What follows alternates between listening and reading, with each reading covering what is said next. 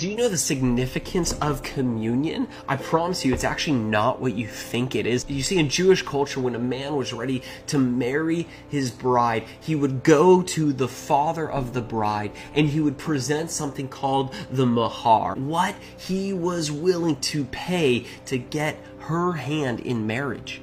And when the son and the father agreed on what she was worth, they would pour wine into a cup.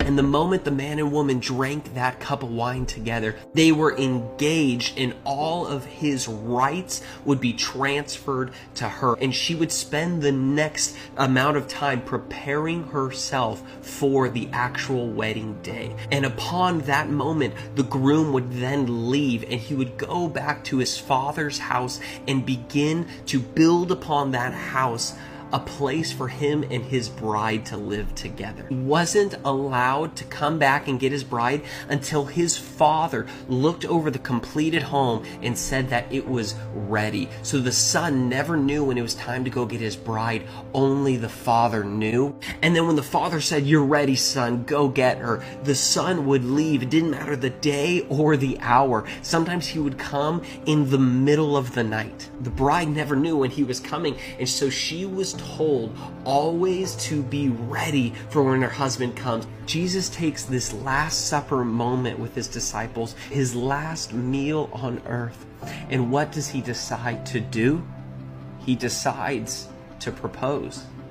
You see, he sits them down at the table and he would have gotten out the mahar. What I'm willing to pay for my bride is my very own blood shed for her. And what I'm willing to give to her is my body broken for her. This makes so much sense. This is why Jesus said, I have to leave and go and prepare a place for you. This is why Jesus said that only the Father knows when he will come back. He doesn't even know. This is why he said, always be ready for his return in case he comes back like a thief in the night. This is why he said, all authority that has been given to me, I now give to you. This is why the second coming is called the wedding feast of the Lamb. It was always about a proposal. So when you take communion, yes, you're remembering the sacrifice, but you're also renewing your vows. You're saying, I do, Jesus. I accept your proposal.